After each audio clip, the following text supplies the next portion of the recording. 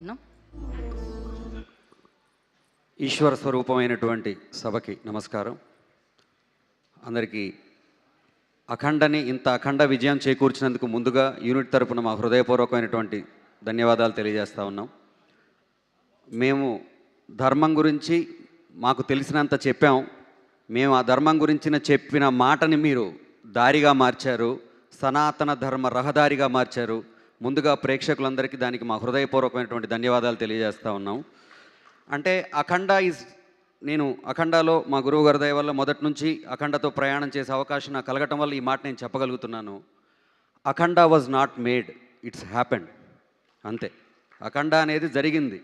అంటే ఈశ్వర జటాజూటం నుంచి గంగాజలం ఎలాగైతే తనంతట తానుగా ఉప్పొంగి దూకి సితాద్రి చేరి సితాద్రి నుంచి భారతావని దాటి భారతావతి నుంచి మహాసముద్రంలో చేరి కూడా తన ఉనికిని ఎలా కోల్పోకుండా ఉందో, అలా ఈ అఖండ కూడా చరిత్ర గర్భంలో కలవకుండా చరిత్రకు తలమానికంగా నిలబడుద్దని మేము మనస్ఫూర్తిగా నమ్ముతున్నాం. ఆ నమ్మకాన్ని మీరందరూ ఇవాళ మనకి శివుడుండే కైలాసానికి వెండి కొండ అని పేరు, దీనికి వెండి తెర అని పేరు.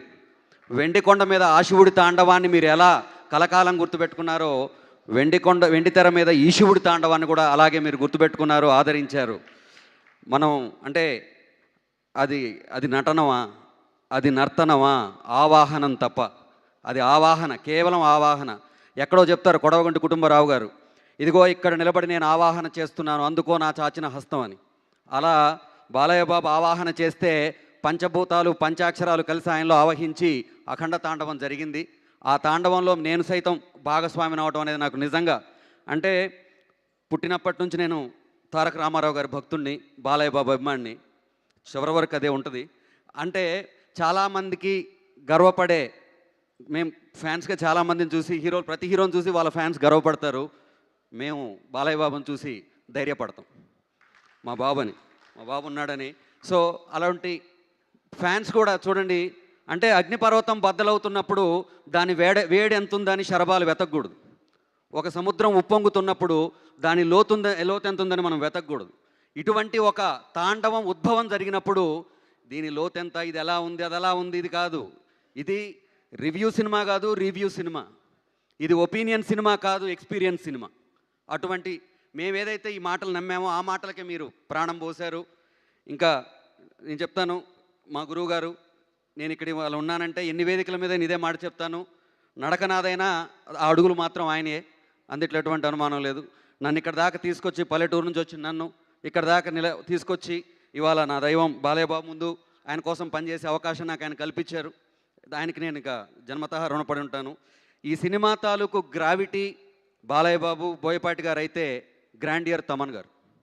అంటే ఓంకారం అనేది ఉద్భవిస్తున్నప్పుడు అకార ఉకార పర్యంతమైనటువంటి ఈ ఓంకారాన్ని ఆ శబ్దంతో తాదాప్యత చెంది 3 కన్నుల వాడి గురించి, 5 అక్షరాల గురించి, 7 చక్రాల గురించి, 9 స్వరాలతోటి 9 పాటలతో ఆయన ఆవిష్కరించిన విధానం నభూతో నా భవిష్యతి. ఇక అటువంటిది జరగదంటే మనం పుట్టినప్పుడు ఇందుకోసం ఎన్నో పనులు చేస్తాం. కృష్ణుడు కంసుని చంపాడు, చాణూర ముష్టికులను చంపాడు, ఎంతోమందిని చంపాడు, జీవితకాలంలో చాలా పనులు చేశాడు.